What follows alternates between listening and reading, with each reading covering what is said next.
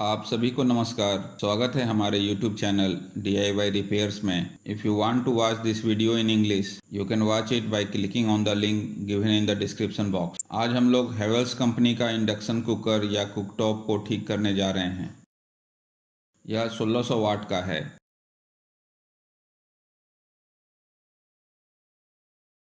आप देख सकते हैं इसमें पावर देने के बाद न तो पैनल का LED जल रहा है और न ही बीप की आवाज़ आ रही है।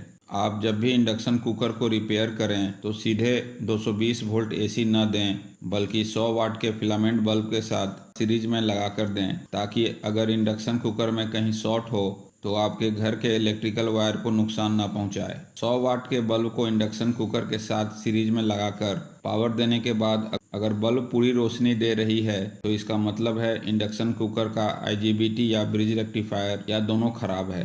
अगर रोशनी कम दे रही है तो इसका मतलब है कि IGBT और ब्रिज रेक्टिफायर दोनों ठीक हैं।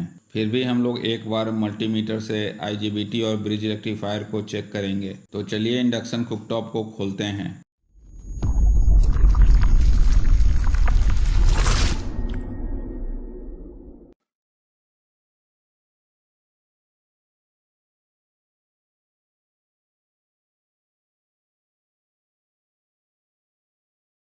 पहले फ्रंट पैनल का कनेक्टर हटा लें। अब हीटिंग कॉइल को निकाल लें।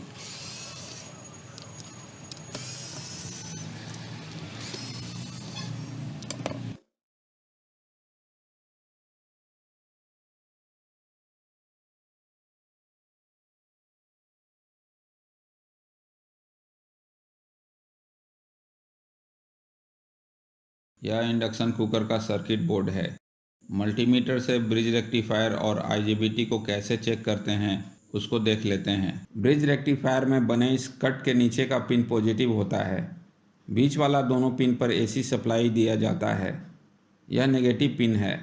आप देख सकते हैं कि ब्रिज रेक्टिफायर पर पॉजिटिव AC इनपुट और नेगेटिव अंकित किया हुआ है। आइए इसके अंदर डायोड कैसे लगे होते हैं वह देख लेते हैं। ब्रिज रेक्टिफायर के पॉजिटिव पिन पर इन दोनों डायोड का नेगेटिव या N साइड जुड़ा हुआ है। इन दोनों डायोड का पॉजिटिव या P साइड ब्रिज रेक्टिफायर के दोनों इनपुट पिनों पर अलग अलग जुड़ा हुआ है।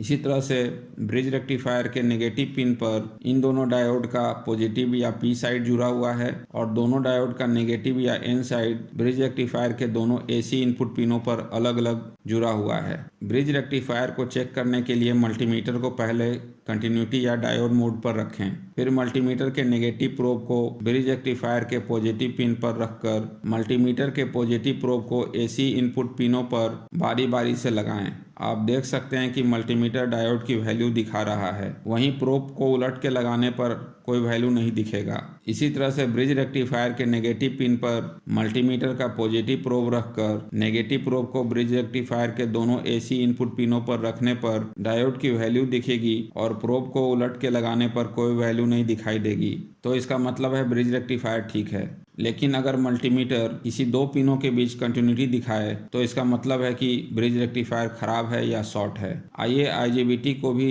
कैसे मल्टीमीटर से चेक करते हैं वह देख लेते हैं। यह IGBT का सिंबल डायग्राम है। इसका यह पिन गेट है, बीच वाला पिन एनोड या कलेक्टर है और यह कैथोड या इमीटर है। एनोड और कैथोड के बीच में यह एक डायोड रिवर्स बायस में लगा हुआ है, मतलब डायोड का नेगेटिव या N साइड एनोड से जुड़ा हुआ है और पॉजिटिव या P साइड कैथोड से जुड़ा हुआ है। यह गेट एनोड और कैथोड से इस कैपेसिटर के द्वारा आइसोलेटेड है। चेक करने के लिए मल्टीमीटर को डायोड या कंटिन्यूटी मोड पर रखें। अगर IGBT अच्छा होगा तो मल्टीमीटर पर सिर्फ कैथोड और एनोड के बीच लगे डायोड की वैल्यू बताएगा।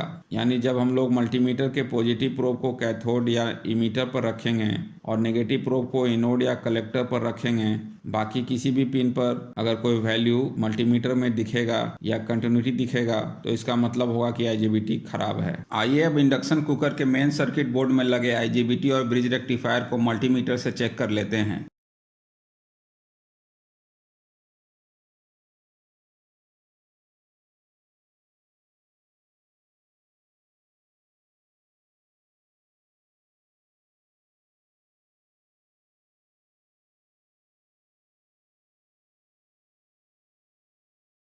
आप देख सकते हैं आईजीबीटी और ब्रिज रेक्टिफायर दोनों ठीक है, यानी हाई वोल्टेज सेक्शन ठीक है। आइए अब लो वोल्टेज सेक्शन यानी 5 वोल्ट और 18 वोल्ट डीसी को चेक कर लेते हैं। तो चलिए पैनल के कनेक्टर पर 5 वोल्ट तथा कूलिंग फैन के कनेक्टर पर 18 वोल्ट चेक कर लेते हैं। मल्टीमीटर को 200 वोल्ट डीसी पर रखकर मेन सर्किट बोर्ड को 230 वोल्ट एसी से कनेक्ट करके चेक कर लेते हैं।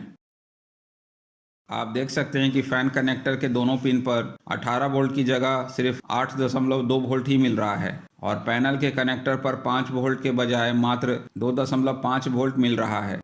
इसका मतलब है कि लो वोल्टेज सेक्शन या मेन बोर्ड के एसएमपीएस सेक्शन में खराबी है। एसएमपीएस सेक्शन में ज़्यादातर फ्लाईबैक आईसी ही खराब होता है। तो चलिए एसएमपीएस सेक्शन का फॉल्ट फाइंडिंग करने की बजाय हम लोग इंडक्शन कुकटॉप के लिए बने इस मॉड्यूल का उपयोग करेंगे जो बाजार में आसानी से उपलब्ध है। इस एसएमपीएस में इन दोनों बिंदु पर 220 वोल्ट डीसी की सप्लाई दी जाती है। आप देख सकते हैं कि इस बिंदु पर पॉजिटिव अंकित है।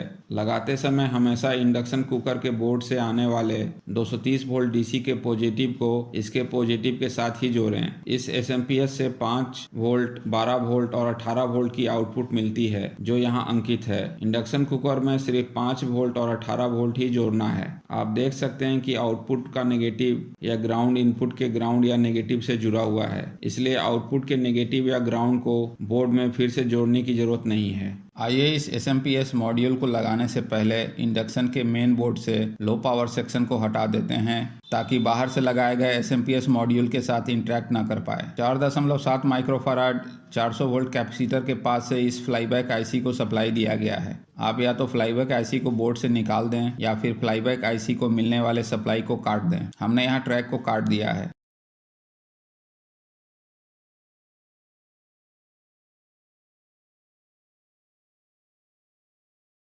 साथ ही 7805 रेगुलेटर आईसी को भी बोर्ड से निकाल लें।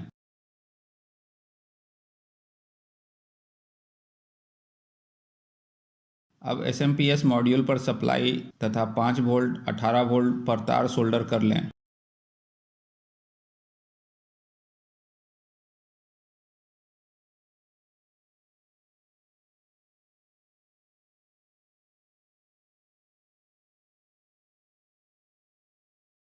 जहां हमने ट्रैक काटा था वहीं पर 4.7 माइक्रोफैराड 400 वोल्ट का कैपेसिटर के पॉजिटिव और नेगेटिव पर एसएमपीएस मॉड्यूल के सप्लाई वाले तार को लगा दें।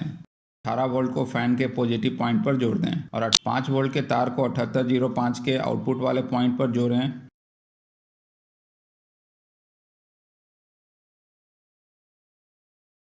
एसएमपीएस मॉड्यूल को सेलो टेप से रैप करके बॉडी में यहाँ सेट कर दें। अब इंडक्शन के हीटिंग कॉइल को लगा दें और फ्रंट पैनल को भी कस लें।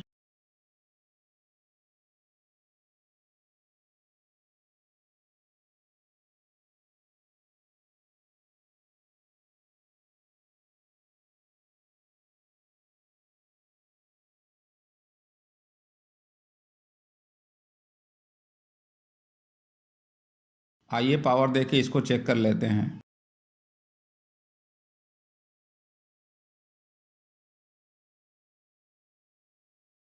आप देख सकते हैं कि डिस्प्ले आ गया है